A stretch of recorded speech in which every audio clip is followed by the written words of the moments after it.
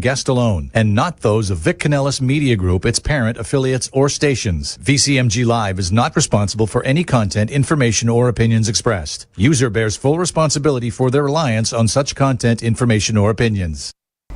Welcome, welcome, welcome, live from the AMP Media Studios in Boca Raton, Florida. Hosts Dawn and Freddy S. Take it up a notch to make your evening a bit spicier. More laughs and just some added evening fun. It's the Brooklyn Cafe Show After Hours, coming to your radio waves on True Oldies VCMG Live. If you want to join us on the show or to share a thought or idea, give us a call at 866-224-5422. Hey, and win tickets to a live broadcast of the show.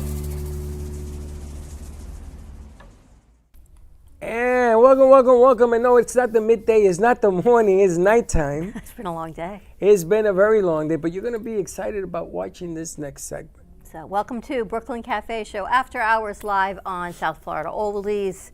As Freddie says, the only radio station you can see. 7 stations right now in South Florida, as well as airing all over social media, Instagram, Facebook, YouTube, Twitch, Twitter, LinkedIn, and wherever else we're streaming. And if we miss one, we'll let you know later. See, I'm getting to do Perla too much. I know. So now my hands are all wiggly. We've had a busy day. Got to thank those 2 ladies, because if it wasn't for them, we wouldn't have what we have today. Home and Soul Harmony. Home and Soul Harmony. Don't even go back to Home the morning and Soul show. Harmony. You can't. You're going to try and be serious on this conversation. You started the morning show, then we had midday with Couch Talk. Yes. But we've got a lot of exciting things happening. Tomorrow we're going to be at Bramer's Brazilian up on Gateway Boulevard in Boynton Beach for some lunch. We have a lot of friends that are coming up there. You ladies got to come up. Brazilian American Bramer's. Come up, have some lunch with us for the Brooklyn Cafe Show midday. I think we've got John Justice Parker singing, and he is unbelievable. I don't even know, is Tommaso coming? We've got the ladies. Not from tomorrow. Couch Talk are going to be there. Couch Talk is coming. I left Tommaso off for the 25th. I think you've got Janet the Hypnotist coming up. The Hypnotist is coming up. Because we didn't scare her enough the other day in the rain. People come back for more with you. What is that? They're hypnotizing everybody. I don't even know how you do what you do. But it's a whole lot of fun. You got to see what we do on the outside, because on the outside we're even better than on the inside. Yeah, let's leave it there. Let's just leave it at that one. What do we got? What So are we tomorrow we're cooking? going to be at Bramer's at 11:30, so come on up. Bramer's Brazilian on Gateway Boulevard. And then please save the date, October 21st, we're having our fundraiser for AMP Media Futures Foundation. And we're excited to be taking it out of the studio to Crazy Uncle Mike's at 5 o'clock Tuesday night, 5 to 7:30. And that is to raise money for the AMP Media Futures Foundation, which is the non-for-profit arm of AMP Media Productions, to help all of the interns and producers actually have real hands-on experience in a media setting. Whether they're neurodivergent, vocational rehab, it doesn't matter to us. As long as they try, it gives them that third wheel, they say, of safety, community, and family, as well as learning, hands-on access to equipment, food insecurity. We help cover that, software, hardware, and it's to be a whole lot of fun. So a huge thank you to Do Good Delray and the Delray Beach Chamber of Commerce in conjunction with Crazy Uncle Mike's, 561 Music, all benefiting the AMP Media Futures Foundation. Tickets are $33. We're going to put the QR code up. You can find it at ampfutures.org. You can buy a ticket, you can donate, come on out, sponsor, have some fun.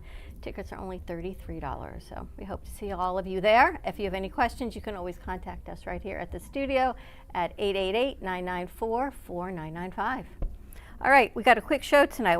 Don't have our 2-hour usual midday. I'm amazed the way you do that. You ready to get in? It's the teleprompter over there. You ready to get into this? I don't know. Let's see. All right, so I'm excited, and a huge thank you to Home and Soul Harmony for introducing us to our next guest, Tracy Milgram, president, founder of BRCAStrong. I know Breast Cancer Awareness Month, everyone knows is October, but I feel like it's something that we should really be talking about every day, keeping it on the forefront of our minds, because it doesn't only happen to women, it happens to men too. And it's not only in October. So I'm excited. They had their big gala last Saturday, so thank you to Lisa Dwoskin and Perla Lici for making the introduction. And of course, Tracy Milgram, she brings her good friend Ruthie Fernandez. And Ruthie had no idea. She was here for some behind the scenes, but as the caregiver, we're going to get right into this. This is right behind the scenes. So welcome, ladies. Thank you for having us. I think we just got to get you a little closer to the mics. So we've got Tracy Milgram, Ruthie Fernandez. Tracy, tell us about BRCAStrong. So BRCAStrong is a grassroots nonprofit based on my own personal story. So at the age of 18 years old, my grandmother was battling breast cancer, and I Oh, wait, was he's going to in make sure your mic's on. We're going to start this over. Thank you. All right, let's try that Let's again. try it again. Welcome, Yeah, Tracy Milgram. Who are you? Tell us about BRCAStrong. And they say that I'm the funny guy. Our level of professionalism never ceases. Yes, as you can tell. We wanted to hear her lip sync. All right, let's do this again. Well, thank you so much for having me here today. I am Tracy, the founder of BRCAStrong. We are a grassroots nonprofit celebrating 10 years, and it's based on my own personal story. At the age of 18 years old, I found my first lump in the shower as my grandmother was battling breast cancer. I underwent a lumpectomy, which was benign. 1 year later, I underwent another lumpectomy, and at 21 as well. All three were benign. And at that time, I was like to my breast surgeon, what is the next step? Like, where are we going with this? Is there any early screenings? He's like, yeah, let's do genetic testing. And I was like, what does that mean? He's like, well, we could find out your risks for cancer, whether it's breast or ovarian cancer. And he looked at me and he goes, well, are you Ashkenazi Jewish descent? I was like, hold on, let me call my mom. She's like, yes, we are. So here I underwent testing to find out if I carried the gene. About 4 weeks later, I found out that I was BRCA2 positive, which led me to an 87% chance of breast cancer and a 67% chance for ovarian cancer. And at that time, I was like, wow, You were I should 21? be. I was like, I should be out living my best life. Yeah. What do I do with all this information? And, you know, Angelina Jolie carries the same genetic mutation as me and really didn't talk about it, right? So once she came out and shared her story, it was public. Everybody wanted to do genetic testing, but there was no centers. There was no place called home. So I went to New York. I went to a couple other centers. They're like, well, you can undergo a mastectomy and have a hysterectomy right now and not have children. And I'm like, nope, I want children. What are my chances and how do I move forward? So I finally found a center local and decided that I was going to undergo surveillance until I got married and had 2 healthy children as I had planned. So fast forward 10 years, after every 6 months I had a scan. So I either had a mammogram and an ultrasound or an MRI. So I was Let me ask you, constantly. because this story to you, it's your story, right? But emotionally, at 18, you find a lump in your breast. No 18-year-old is looking for that, thinking they're going to find it. What's the first thing that you think? So I was really scared. You know, growing up, cancer wasn't a stranger to me, unfortunately. You know, it was so strong in my family history, and my grandmother lost her sister at 40. So I was very aware, and I was in the medical field. So for me, it was always know your body. And, you know, back then we encouraged women and men to do self-breast exams, where now they say don't. I still encourage every Why do they woman. say don't? Why? So the guidelines have changed over time, and the American Cancer Society says you don't have to do them anymore, but we pass out self-breast exam card because nobody's going to know your body like you do, right? And the whole thing is if you feel something, say something. But does that make even sense not to? It doesn't make sense because most women can find their lump themselves. Yeah, before So anybody else does, right? early detection is key. So we really encourage everybody to do self-breast exams. It was mentally very hard, knowing that I never knew what I was going to face. So there's a term that we use in the community called scanxiety. So before you go for your scans, you're having anxiety, and it's real. Yeah. I mean, the trembles, the thoughts, you know, not knowing if you're going to walk out with a diagnosis. It was very overwhelming. It was very stressful, but I knew that I could take control of my health. So if God forbid something was found and it was malignant versus benign, I knew that I was in the best hands of of the right professionals to know what to do. And so 10 years ago, married, you've got children. Yep. And I decided to You undergo. just decided everything was still negative, benign. So it was still negative, and my ex-husband, who's now my ex-husband, I had told him from the beginning when I found out that I had this gene, as soon as we have our second child, I was going to undergo a hysterectomy. And I chose that first because ovarian cancer has no early detection. There's no screenings for it, right? So until you have symptoms, you don't know. So for me, it was like, if I can alleviate that, and once you have a hysterectomy, it reduces your risks of breast cancer. So I said, let's start there. And then I was like, oh, well, 6 months later, I'm going to undergo a prophylactic bilateral mastectomy. And he's like, okay. But that automatically puts you in menopause. So you're what, 32? So I was 32. I went into menopause. surgical menopause. It was the hardest thing of my life. Hot flashes, hips changing, body changing, hair falling out, skin. Didn't realize that my bone health was going to go. Heart health put me at a higher risk, dementia, all the things that come along. Nobody really spoke about 10 years ago. You were 32. Like, Now, I'm trying to understand. Okay, so you had everything done, and then it gets worse? it does get worse for a little bit. I thank God went through surgical menopause, I would say, in 9 to 10 months. It was the hardest thing of my life. I would go get my kids and I would be dripping sweat. I'm like, what is going on? Like, and your body changes, your skin changes, the way you feel. I was like, there's got to be light at the end of this tunnel. was Ruthie with you then? Ruthie was not, she was around, but she wasn't taking care of me then. She took care of me when I had my mastectomy. She lived on my couch for 6 months. For 6 months? weeks. Wow. 6 weeks she lived on my couch. She showered me. She took care of me. So right after my hysterectomy, I healed.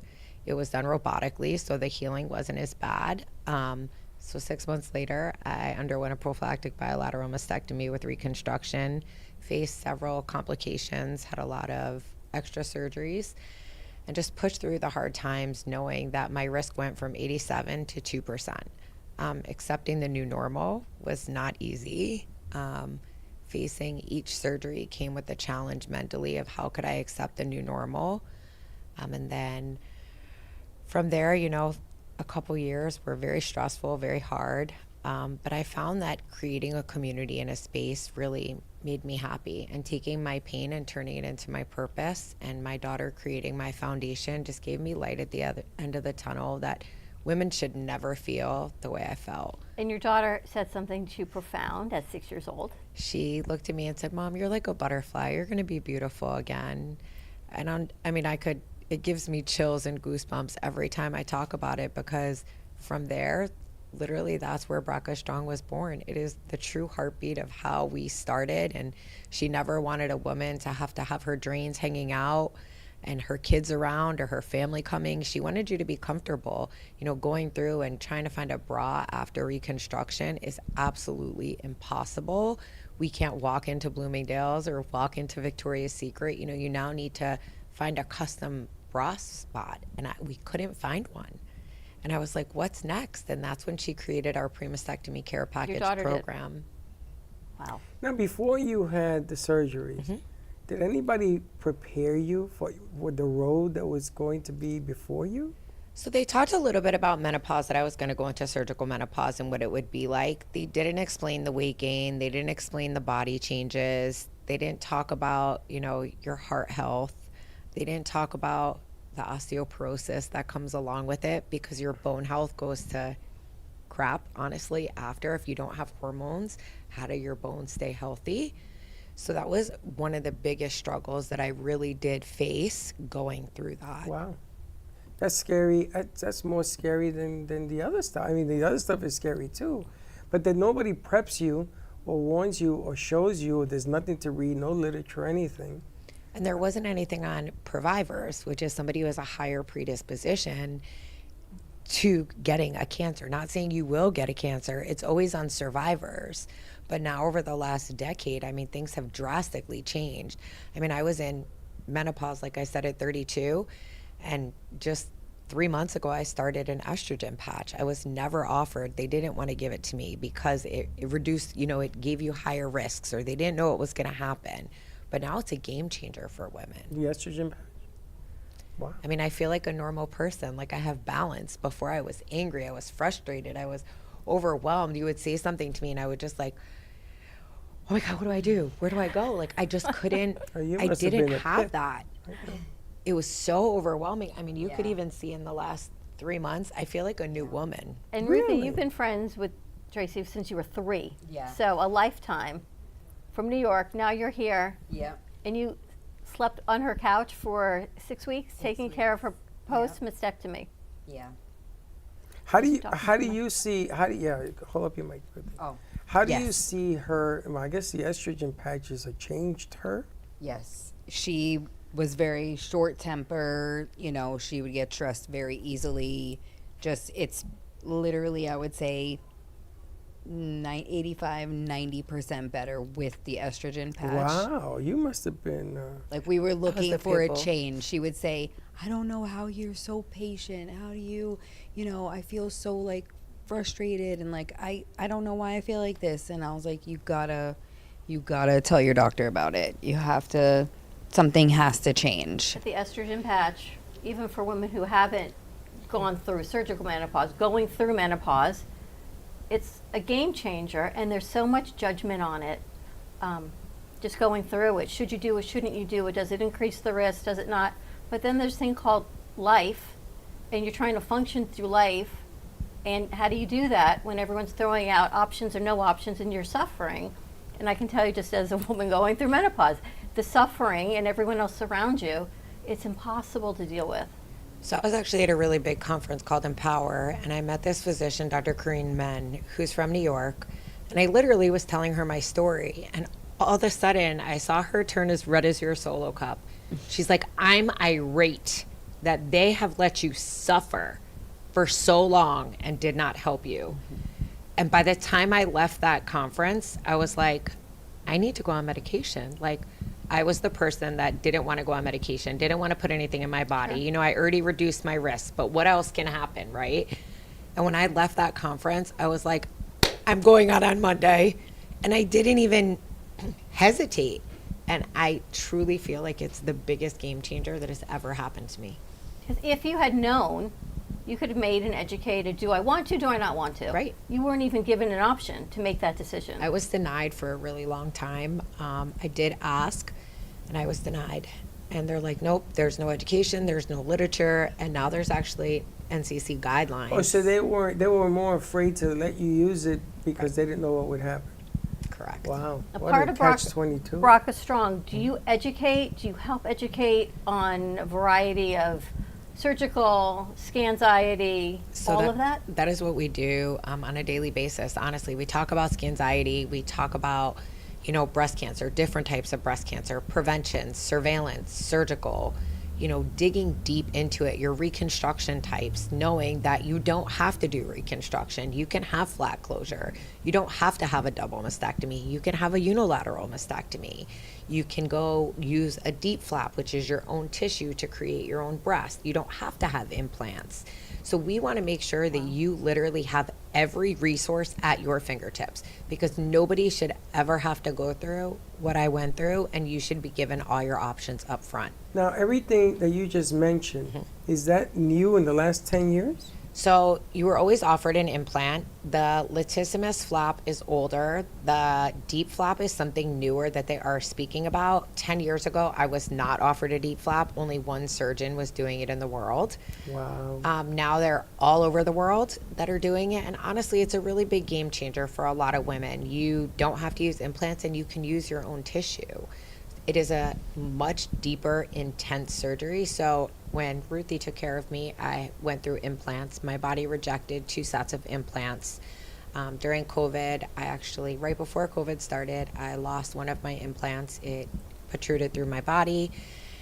And COVID came, so I wasn't able to have reconstruction at that time. And then I also underwent brain surgery for a Chiari malformation, and then was like, what's next? What are we doing? And I found a center that performed the deep flap surgery, but it's a 10-hour procedure. Wow. And there's a higher chance that you can have a failed flap, which means your flap did not take in your blood vessels. Unfortunately, on one of my sides, my flap did not take, so I did end up going back in for another procedure, which is the latissimus flap, which is your back lat. They take it and move it over so you can have a natural looking breast. So Ruthie, for you, as a caregiver, as her best friend and her everything, what's it like to watch? Because as hard as it is for the patient and a family, here is essentially your sister helping you through this. What's this feel like for you? And to see her grow now, look at her. She's like incredible, well-spoken, and helping so many people. It's, it was very scary at the time, but now, she changes so many people's lives. I'll be honest, I was so against, me going for, the genetic testing, because my mother's mother both had breast cancer. I'm like, I know it's going to come back positive. I know it's, I already know. And I finally said, you know, because she inspires me so much, that I will do the genetic testing, you know. I mean, Did you do it? I'm going to Okay. She on just decided. yeah. Wow. It brings tears to my eyes, but like good tears, because she changes so many people's lives. Like, you know, she's an inspiration. She's a really strong woman, a great mother, and you know, just seeing like how she changes so many people's lives, it's inspiring. I'm And very tell us proud of her. About the BRCAStrong package that people get, no charge. It's all covered by donations and sponsors. So we provide everything you need in a box to a man and to a woman. Basically, we provide a post-mastectomy bra, which is a bra that has drain holders in it. So you don't have to have your robes dangling by your side. You can actually tuck them into a pocket, and you can remove the drain holders once your drains come out, with shirts with drain pockets, robes with drain pockets, and also a chest buddy pillow. So it goes on your seatbelt. So when you're driving home from the hospital, you don't have to worry about that friction on your chest. It protects it. And then we also have something called BCure, which is for post-radiation surgery and chemo. And we also partner with Thrive Cosmetics because they support causes. You've been through so much. I'm like, my head is going to explode. I got to ask you, how do you feel? So I have good days and I have bad days. I have more good days than I do bad. You know, my mom recently found out in November that she's BRCA2 positive. She is a thriver. She will never be cured of cancer. She has multiple myeloma. The last 6 months, actually longer than that now because it was November, have been weighing heavier on me, just knowing that I now am at risk for another cancer, multiple myeloma, and there's no cure. So, you know, finding out how you can get screened for that, but knowing that I have the knowledge that I have and the resources that I have put my mind at such ease. Like just for a little scare, I know that I could pick up the phone and I can call one of my physicians. Or, you know, one thing that's probably one of the scariest cancers that we talk about is pancreatic cancer. There's no screening for it, right? You know, somebody who carries a genetic mutation, fortunately and unfortunately, qualify for a clinical trial where I can get screening for pancreatic cancer. So when I have the bad days, I look at the positive side and say, you know, there's hope. And looking back, 20 years ago when I found out I carried the gene, things have changed so much. Dr. Susan Dumchek in Vassar BRCA is working on a vaccine that my kids could qualify for. Wow. Like, that is, to me, game changer. Now, will your kids have that choice to get tested, or have they already made a choice? So, you know, Gabby's 16. She says at 18 she's getting genetic testing. No matter what I say, she's very adamant. You know, she sees our girls that take preventative action, and then she's seen a lot of our sisters pass. So I think that her seeing that opens up her eyes to life and what it can bring. My son still is a little iffy on it. You know, he talked a little bit at the gala about how, you know, he could carry the gene and his 50% risk, and he's really unsure of what it really means. He understands it. You know, unfortunately, cancer's been no stranger to him either. He's lost 5 people that were his closest lifeline in a short span by the time he was 3.5. So for him, he remembers that. And if men are BRCA positive, we're not looking at ovarian cancer and things like that. What's the link for men? Pancreatic? Breast, prostate, Okay. and melanoma.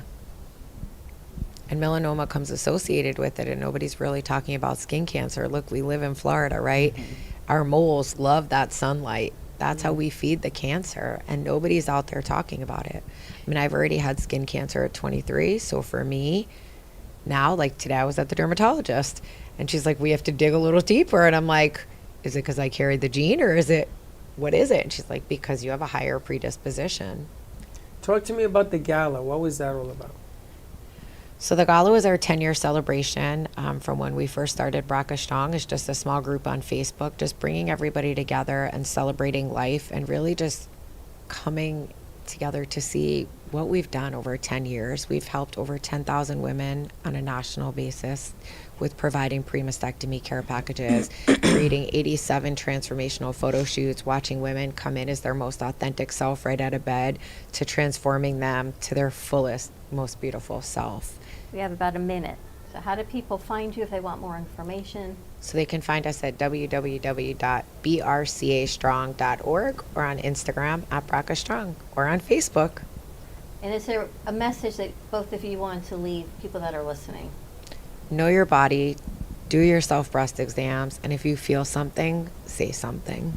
How about you, Ruthie? If you're not sure, educate yourself. Very important.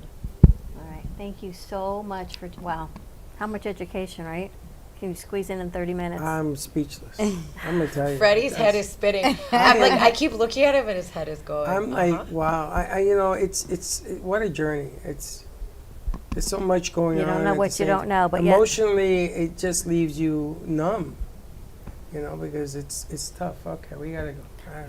But thank you so much, ladies, for giving us the honor of sharing your information and your stories with us, because it gave us this platform to be able to share it with everybody else. Absolutely. And thank you to Thank Lisa you. and Pearl. So I hope more to Thank come. you. I hope we can actually maybe create this we new definitely gotta do platform. more. I would love to. I mean, I definitely think that there's a lot of work we can do. I mean, you know, a lot of my people are south, but I mean, But you know It's what? not That's the beauty manifestation. of We bring South meets North. beauty of what it is. 100%. Have a great evening, everyone. Thank you so much for joining us, Tracy and Ruthie. It has been a pleasure. South Florida Oldies, thank you, thank you, thank you. And hopefully we're going to see you tomorrow at Bramer's, 11:30 a.m. Have a great evening, everyone. We'll see you next time. And don't be late. Bye-bye. Thank you for watching the Brooklyn Cafe Show After Hours. If you want to be a part of the show or simply call in, that's 866-224-5422. We'll see you next time.